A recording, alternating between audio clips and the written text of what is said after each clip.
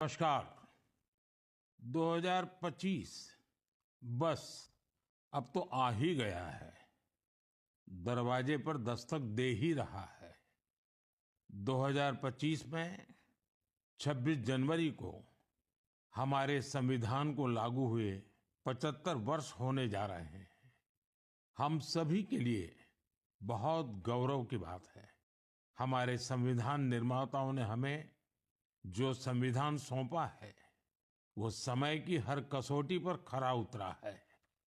संविधान हमारे लिए गाइडिंग लाइट है, हमारा मार्गदर्शक है।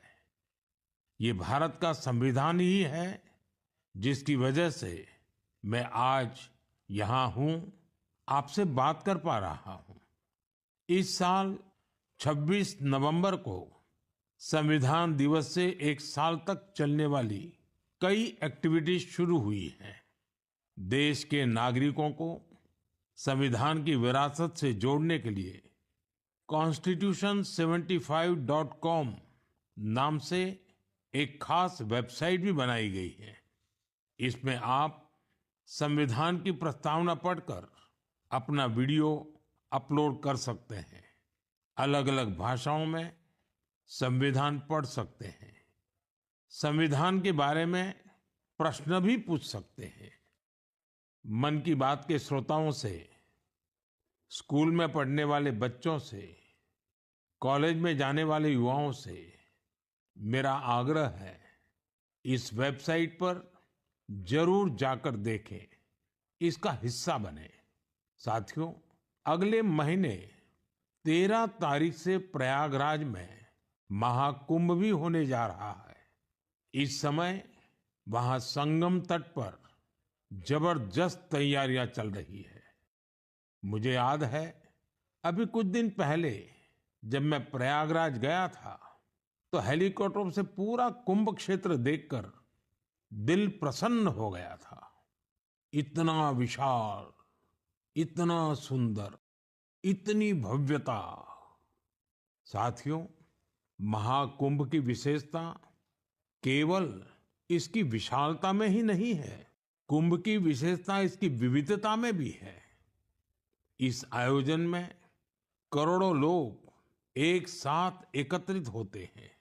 लाखों संत, हजारों परंपराएं, सैकड़ों संप्रदाय, अनेकों अखाड़े, हर कोई इस आयोजन का हिस्सा बनता है। कहीं कोई भेदभाव नहीं दिखता है। कोई बड़ा नहीं होता है, कोई छोटा नहीं होता है। अनेकता में एकता का ऐसा दृश्य विश्व में कहीं और देखने को नहीं मिलेगा। इसलिए हमारा कुंभ एकता का महाकुंभ भी होता है। इस बार का महाकुंभ भी एकता के महाकुंभ के मंत्र को सशक्त करेगा। मैं आप सबसे कहूंगा, जब हम कुंभ में शामिल हो तो एकता के इस संकल्प को अपने साथ लेकर वापस आए। हम समाज में विभाजन और विद्वेष के भाव को नष्ट करने का संकल्प भी लें।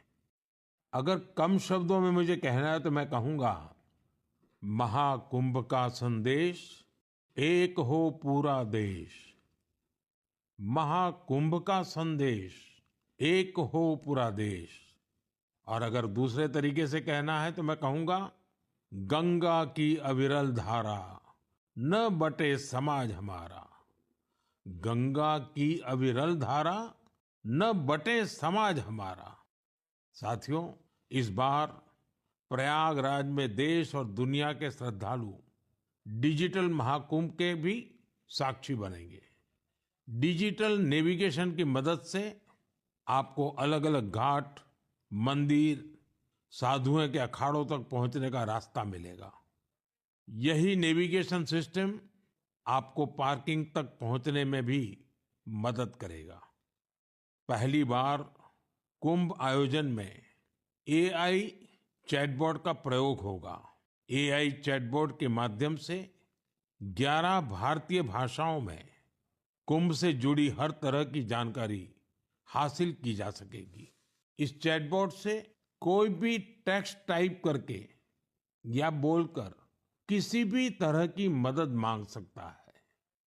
पूरा मेला क्षेत्र को एआई पावर्ड कैमरा से कवर किया जा रहा है। कुंभ में अगर कोई अपने परिचित से बिछड़ जाएगा तो इन कैमरों से उन्हें खोजने में भी मदद मिलेगी। श्रद्धालुओं को digital lost and found centre की सुविधा भी मिलेगी। श्रद्धालुओं को मोबाइल पर गवर्नमेंट अप्रूव्ड टूर पैकेजेस, ठहरने की जगह और होम स्टे के बारे में भी जानकारी दी जाएगी। आप भी महाकुंभ में जाएं तो इन सुविधाओं का लाभ अवश्य उठाएं। और हाँ, हैशटैग एकता का महाकुंभ के साथ अपनी सेल्फी जरूर अपलोड करिएगा। साथियों, मन की बात यानी MKB में अब बात KTB की। जो बड़े बुजुर्ग हैं उनमें से बहुत से लोगों को KTB के बारे में पता नहीं होगा, लेकिन जरा बच्चों से पूछिए। KTB उनके बीच बहुत ही सुपरहिट है। KTB यानी क्रश, त्रुश और बाल्टी बॉय। आपको शायद पता होगा, बच्चों की पसंदीदा एनिमेशन सीरीज और उसका नाम है KTB भारत है हम। और अब इसका दूसरा सीजन भी आ गया है।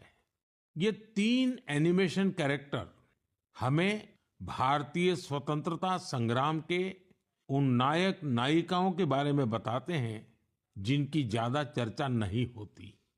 हाल ही में इसका सीजन 2 बड़े ही खास अंदाज में international film festival of India Goa में लॉन्च हुआ। सबसे शानदार बात यह है कि ये सीरीज न सिर्फ भारत की कई भाषाओं में बल्कि विदेशी भाषाओं में भी प्रसारित होती है। इसे दूरदर्शन के साथ साथ अन्य OTT प्लेटफॉर्म पर भी देखा जा सकता है।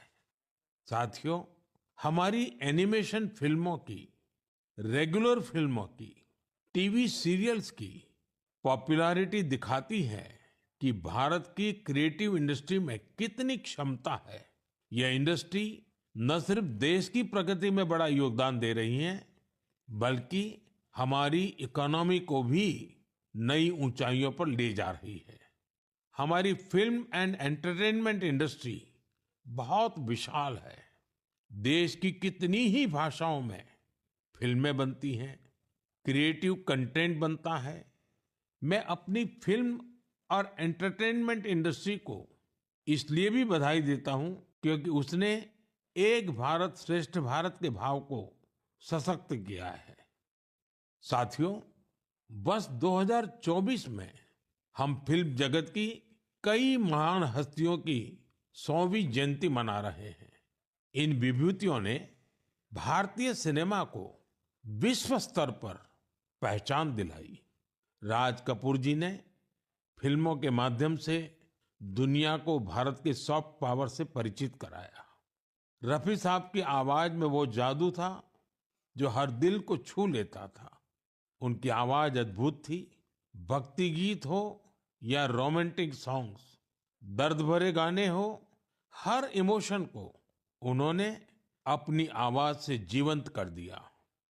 एक कलाकार के रूप में उनकी महानता का अंदाजा इसी से लगाया जा सकता है कि आज भी युवा पीढ़ी उनके गानों को उतनी ही शिद्दत से सुनती है। यही तो है टाइमलेस आर्ट की पहचान। अक्कीनेनी नागेश्वर राव गारू ने तेलुगु सिनेमा को नई ऊंचाइयों तक पहुंचाया है। उनकी फिल्मों ने भारतीय परंपराओं और मूल्यों को बखूबी प्रस्तुत किया। तपन सिन्हा जी की फिल्मों ने समाज को एक नई दृष्टि दी। उनकी फिल्मों में सामाजिक चेतना और राष्ट्रीय एकता का संदेश रहता था। हमारी पूरी फिल्म इंडस्ट्री के लिए इन हस्तियों का जीवन प्रेरणा जैसा है। साथियों, मैं आपको एक और खुशखबरी देना चाहता हूं। भारत की क्रिएटिव टैलेंट को दुनिया के सामने रखने का एक बहुत बड़ा अवसर आ रहा है। अगले साल हमारे देश में पहली बार world audio visual entertainment summit यानी वेव समिट का आयोजन होने वाला है। आप सभी ने दावोस के बारे में सुना होगा, जहां दुनिया के अर्थ जगत के महारथी जुटते हैं। उसी तरह वेव समिट में दुनिया भर के मीडिया और एंटरटेनमेंट इंडस्ट्री के दिग्गज, क्रिएटिव वर्ल्ड के लोग भारत आएंगे। यह समिट भारत को ग्लोबल कंटेंट क्रिएशन का हब बनाने की दिशा में एक महत्वपूर्ण कदम है। मुझे यह बताते हुए गर्व हो रहा है, इस समिट की तैयारी में हमारे देश के यंग क्रिएटर्स भी पूरे जोश से जुड़ रहे हैं। जब हम $5 ट्रिलियन इकोनॉमी की ओर बढ़ रहे हैं, तब हमारी क्रिएटर इकोनॉमी एक नई एनर्जी ला रही है। मैं भारत की पूरी एंटरटेनमेंट और क्रिएटिव इंडस्ट्री से आग्रह करूंगा, चाहे आप यंग क्रिएटर हो या एस्टैब्लिश्ड आर्टिस्ट, बॉलीवुड से जुड़े हो या रीजनल सिनेमा से, टीवी इंडस्ट्री के प्रोफेशनल हो या एनिमेशन के एक्सपर्ट, गेमिंग से जुड़े हो या एंटरटेनमेंट टेक्नोलॉजी के इनोवेटर, आप सभी वेव समिट का हिस्सा बने। मेरे प्यारे देशवासियों, आप सभी जानते हैं कि भारतीय संस्कृति का प्रकाश आज कैसे दुनिया के कोने-कोने में फैल रहा है। आज मैं आपको 3 महाद्वीपों से ऐसे प्रयासों के बारे में बताऊंगा जो हमारी सांस्कृतिक विरासत के वैश्विक विस्तार की गवाह है। ये सभी एक दूसरे से मीलों दूर हैं, लेकिन भारत को जानने और हमारी संस्कृति से सीखने की उनकी ललक एक जैसी है। साथियों, पेंटिंग्स का संसार जितना रंगों से भरा होता है, उतना ही खूबसूरत होता है। आप में से जो लोग टीवी के माध्यम से मन की बात से जुड़े हैं, वे अभी कुछ पेंटिंग्स टीवी पर देख भी सकते हैं। इन पेंटिंग्स में हमारे देवी देवता, नृत्य की कलाएं और महान विभूतियों को देखकर आपको बहुत अच्छा लगेगा। इनमें आपको भारत में पाए जाने वाले जीव जंतुओं से लेकर और भी बहुत कुछ देखने को मिलेगा। इनमें ताजमहल की एक शानदार पेंटिंग भी शामिल है, जिसे 13 साल की एक बच्ची ने बनाया है। आपको ये जानकर हैरानी होगी कि इस दिव्यांग बच्ची ने अपने मुंह से इस पेंटिंग को तैयार किया है। सबसे दिलचस्प बात यह है कि इन पेंटिंग्स को बनाने वाले भारत के नहीं, बल्कि इजिप्ट के स्टूडेंट्स हैं, वहां के विद्यार्थी हैं। कुछ ही हफ्ते पहले इजिप्ट के करीब 23,000 स्टूडेंट्स ने एक पेंटिंग प्रतियोगिता में हिस्सा लिया था। वहां उन्हें भारत की संस्कृति और दोनों देशों के ऐतिहासिक संबंधों को बताने वाली पेंटिंग तैयार करनी थी। मैं इस प्रतियोगिता में हिस्सा लेने वाले सभी युवाओं की सराहना करता हूं। उनकी क्रिएटिविटी की जितनी भी प्रशंसा की जाए वो कम है। साथियों, दक्षिण अमेरिका का एक देश है पराग्वे। वहां रहने वाले भारतीयों की संख्या 1,000 से ज्यादा नहीं होगी। पराग्वे में एक अद्भुत प्रयास हो रहा है। वहां भारतीय दूतावास में Erika Huber free Ayurveda consultation देती है। आयुर्वेद की सलाह लेने के लिए आज उनके पास स्थानीय लोग भी बड़ी संख्या में पहुंच रहे हैं। एरिका ह्यूबर ने भले ही इंजीनियरिंग की पढ़ाई की हो, लेकिन उनका मन तो आयुर्वेद में ही बसता है। उन्होंने आयुर्वेद से जुड़े कोर्सेज किए थे और समय के साथ वे इसमें पारंगत होती चली गई। साथियों, ये हमारे लिए बहुत गर्व की बात है कि दुनिया की सबसे प्राचीन भाषा तमिल है और हर हिंदुस्तानी को इसका गर्व है। दुनिया भर के देशों में इसे सीखने वालों की संख्या लगातार बढ़ रही है। पिछले महीने के आखिर में फिजी में भारत सरकार के सहयोग से तमिल टीचिंग प्रोग्राम शुरू हुआ। बीते 80 वर्षों में यह पहला अवसर है जब फिजी में तमिल के ट्रेन टीचर्स इस भाषा को सिखा रहे हैं। मुझे ये जानकर अच्छा लगा कि आज फिजी के स्टूडेंट्स तमिल भाषा और संस्कृति को सीखने में काफी दिलचस्पी ले रहे हैं। साथियों, ये बातें, ये घटनाएं सिर्फ सफलता की कहानियां नहीं है, ये हमारी सांस्कृतिक विरासत की भी गाथाएं हैं। ये उदाहरण हमें गर्व से भर देते हैं। आर्ट से आयुर्वेद तक और लैंग्वेज से लेकर म्यूजिक तक भारत में इतना कुछ है जो दुनिया में छा रहा है। साथियों, सर्दी के इस मौसम में देश भर से खेल और फिटनेस को लेकर कई एक्टिविटीज हो रही हैं। मुझे खुशी है कि लोग फिटनेस को अपनी दिनचर्या का हिस्सा बना रहे हैं। कश्मीर में स्कीइंग से लेकर गुजरात में पतंगबाजी तक हर तरफ खेल का उत्साह देखने को मिल रहा है। संडे ऑन साइकिल और साइकिलिंग ट्यूसडे जैसे अभियानों से साइकिलिंग को बढ़ावा मिल रहा है। साथियों, अब मैं आपको एक ऐसी अनोखी बात बताना चाहता हूं जो हमारे देश में आ रहे बदलाव और युवा साथियों के जोश और जज्बे का प्रतीक है। क्या आप जानते हैं कि हमारे बस्तर में एक अनूठा ओलंपिक शुरू हुआ है? जी हाँ, पहली बार हुए बस्तर ओलंपिक से बस्तर में एक नई क्रांति जन्म ले रही है। मेरे लिए ये बहुत ही खुशी की बात है कि बस्तर ओलंपिक का सपना साकार हुआ है। आपको भी ये जानकर अच्छा लगेगा कि यह उस क्षेत्र में हो रहा है जो कभी माओवादी हिंसा का गवाह रहा है। बस्तर ओलंपिक का शुभंकर है वन भैंसा और पहाड़ी मैना। इसमें बस्तर की समृद्ध संस्कृति की झलक दिखती है। इस बस्तर खेल महाकुंभ का मूल मंत्र है करसायता बस्तर, बरसायता बस्तर, यानी खेलेगा बस्तर, जीतेगा बस्तर। पहली ही बार में बस्तर ओलंपिक में 7 जिलों के 1,65,000 खिलाड़ियों ने भाग लिया है। यह सिर्फ एक आंकड़ा नहीं है, यह हमारे युवाओं के संकल्प की गौरव गाथा है। एथलेटिक्स, तीरंदाजी, badminton, football, hockey, weightlifting, karate, kabaddi, kho kho और वॉलीबॉल, हर खेल में हमारे युवाओं ने अपनी प्रतिभा का परचम लहराया है। कारी कश्यप जी की कहानी मुझे बहुत प्रेरित करती है। एक छोटे से गांव से आने वाली कारी जी ने तीरंदाजी में रजत पदक जीता है।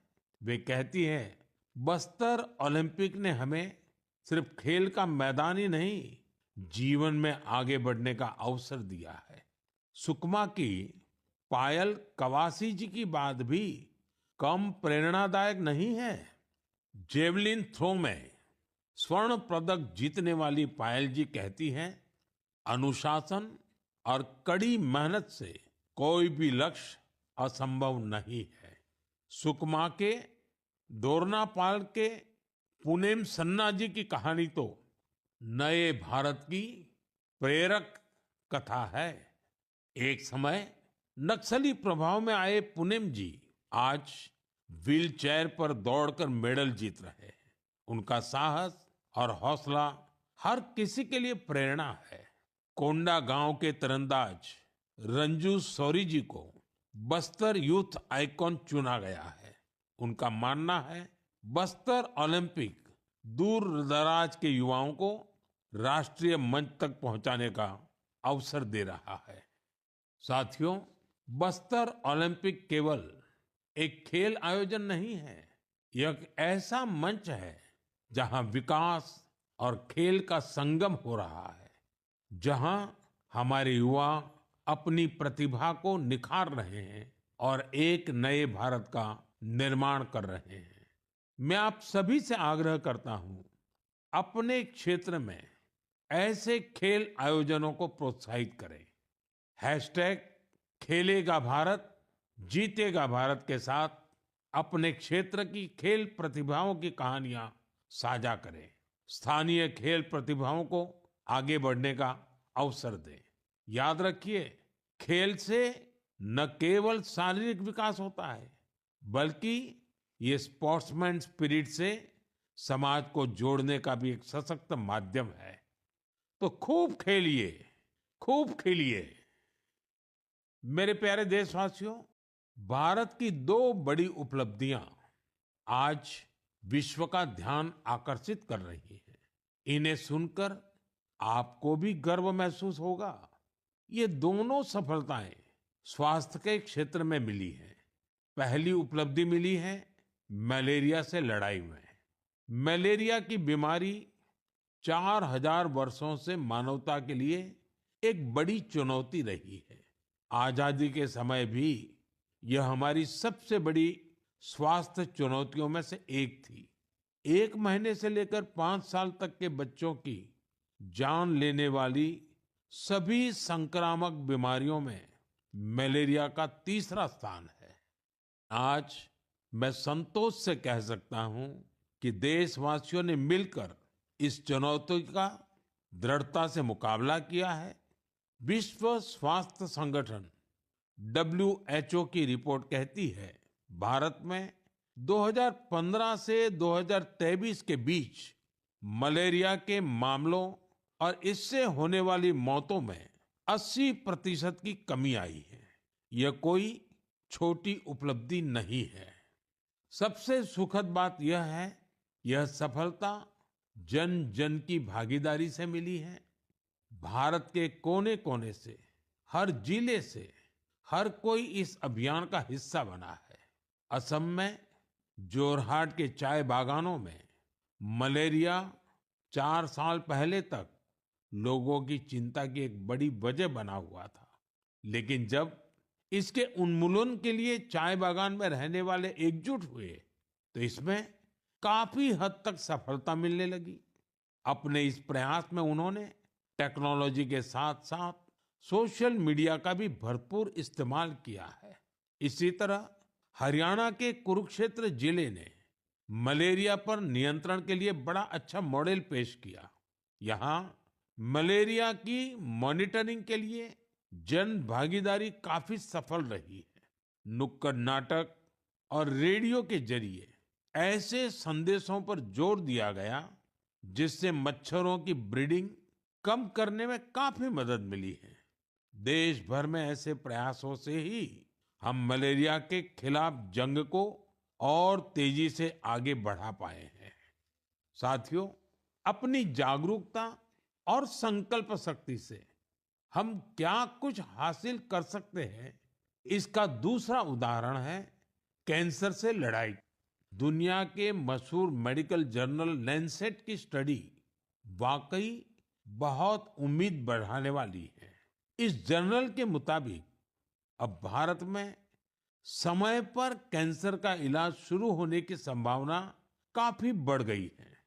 समय पर इलाज का मतलब है कैंसर मरीज का ट्रीटमेंट 30 दिनों के भीतर ही शुरू हो जाना। और इसमें बड़ी भूमिका निभाई है आयुष्मान भारत योजना ने। इस योजना की वजह से कैंसर के 90% मरीज समय पर अपना इलाज शुरू करा पाए हैं। ऐसा इसलिए हुआ है क्योंकि पहले पैसे के अभाव में गरीब मरीज कैंसर की जांच में, उसके इलाज से कतराते थे। अब आयुष्मान भारत योजना उनके लिए बड़ा संबल बनी है। अब वो आगे बढ़कर अपना इलाज कराने के लिए आ रहे हैं। आयुष्मान भारत योजना ने कैंसर के इलाज में आने वाली पैसों की परेशानी को काफी हद तक कम किया है। अच्छा ये भी है कि आज समय पर कैंसर के इलाज को लेकर लोग पहले से कहीं अधिक जागरूक हुए हैं। यह उपलब्धि जितनी हमारे हेल्थ केयर सिस्टम की है, डॉक्टरों, नर्सों और टेक्निकल स्टाफ की है, उतनी ही आप सभी मेरे नागरिक भाई बहनों की भी है। सबके प्रयास से कैंसर को हराने का संकल्प और मजबूत हुआ है। इस सफलता का क्रेडिट उन सभी को जाता है जिन्होंने जागरूकता फैलाने में अपना अहम योगदान दिया है। कैंसर से मुकाबले के लिए एक ही मंत्र है, अवेयरनेस, एक्शन और एश्योरेंस। अवेयरनेस यानी कैंसर और इसके लक्षणों के प्रति जागरूकता, एक्शन यानी समय पर जांच और इलाज, एश्योरेंस यानी मरीजों के लिए हर मदद उपलब्ध होने का विश्वास। आइए हम सब मिलकर कैंसर के खिलाफ इस लड़ाई को तेजी से आगे ले जाएं और ज्यादा से ज्यादा मरीजों की मदद करें। मेरे प्यारे देशवासियों, आज मैं आपको ओडिशा के कालाहांडी के एक ऐसे प्रयास की बात बताना चाहता हूं जो कम पानी और कम संसाधनों के बावजूद सफलता की नई गाथा लिख रहा है। यह है कालाहांडी की सब्जी क्रांति। जहां कभी किसान पलायन करने को मजबूर थे, वहीं आज कालाहांडी का गोला मुंडा ब्लॉक एक वेजिटेबल हब बन गया है। यह परिवर्तन कैसे आया? इसकी शुरुआत सिर्फ 10 किसानों के एक छोटे से समूह से हुई। इस समूह ने मिलकर एक एफपीओ किसान उत्पाद संघ की स्थापना की, खेती में आधुनिक तकनीक का इस्तेमाल शुरू किया और आज उनका ये एफपीओ करोड़ों का कारोबार कर रहा है। आज 200 से अधिक किसान इस एफपीओ से जुड़े हैं, जिनमें 45 महिला किसान भी हैं। ये लोग मिलकर 200 एकड़ में टमाटर की खेती कर रहे हैं, 150 एकड़ में करेले का उत्पादन कर रहे हैं। अब इस एफपीओ का सालाना टर्नओवर भी बढ़कर 1.5 करोड़ से ज्यादा हो गया है। आज कालाहांडी की सब्जियां न केवल ओडिशा के विभिन्न जिलों में बल्कि दूसरे राज्यों में भी पहुंच रही है और वहां का किसान अब आलू और प्याज की खेती की नई तकनीकें सीख रहा है। साथियों, कालाहांडी की यह सफलता हमें सिखाती है कि संकल्प शक्ति और सामूहिक प्रयास से क्या नहीं किया जा सकता। मैं आप सभी से आग्रह करता हूं, अपने क्षेत्र में एफपीओ को प्रोत्साहित करें, किसान उत्पादक संगठनों से जुड़ें और उन्हें मजबूत बनाएं। याद रखिए, छोटी शुरुआत से भी बड़े परिवर्तन संभव है। हमें बस दृढ़ संकल्प और टीम भावना की जरूरत है। साथियों, आज की मन की बात में हमने सुना कि कैसे हमारा भारत विविधता में एकता के साथ आगे बढ़ रहा है। चाहे वो खेल का मैदान हो या विज्ञान का क्षेत्र, स्वास्थ्य हो या शिक्षा, हर क्षेत्र में भारत नई ऊंचाइयों को छू रहा है। हमने एक परिवार की तरह मिलकर हर चुनौती का सामना किया और नई सफलताएं हासिल की। 2014 से शुरू हुए मन की बात के 116 एपिसोड में मैंने देखा है कि मन की बात देश की सामूहिक शक्ति का एक जीवंत दस्तावेज बन गया है। आप सभी ने इस कार्यक्रम को अपनाया, अपना बनाया। हर महीने आपने अपने विचारों और प्रयासों को साझा किया। कभी किसी यंग इनोवेटर के आइडिया ने प्रभावित किया, तो कभी किसी बेटी की अचीवमेंट ने गौरवान्वित किया।